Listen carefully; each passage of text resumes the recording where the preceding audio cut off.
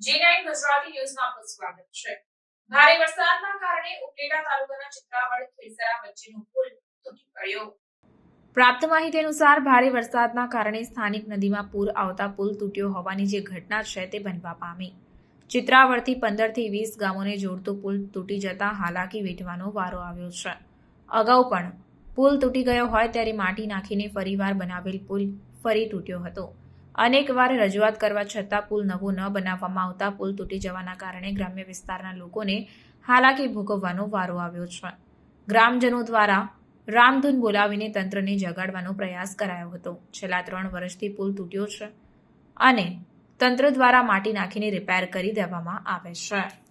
શ્રી રામ જય રામ જય જય રામ શ્રી રામ જય રામ જય જય રામ જય જય રામ શ્રી રામ જય રામ જય જય રામ શ્રી રામ જય રામ જય જય। મારું નામ સેજુલભાઈ ભૂત છે। હું ચિત્રાવડનો રહેવાસી છું। અમારા ચિત્રાવડ ગામ જામકંડોરણા તાલુકામાં આવે છે અને અમારા ગામને અડીને જ મોજ નદી જે ખૂબ મોટી નદી છે આવેલી છે।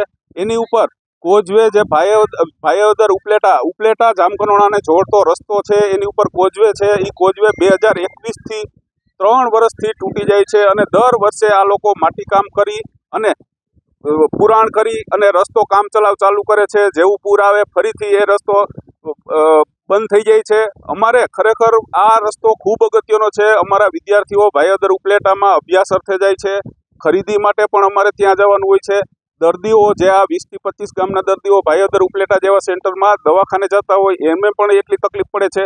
અમે તંત્રને અવારનવાર રજૂઆતો કરેલી છે, ધારાસભ્ય, સંસદ સભ્ય, મુખ્યમંત્રી, માર્ગ ને મકાન વિભાગ તમામને રજૂઆતો કરેલી છે।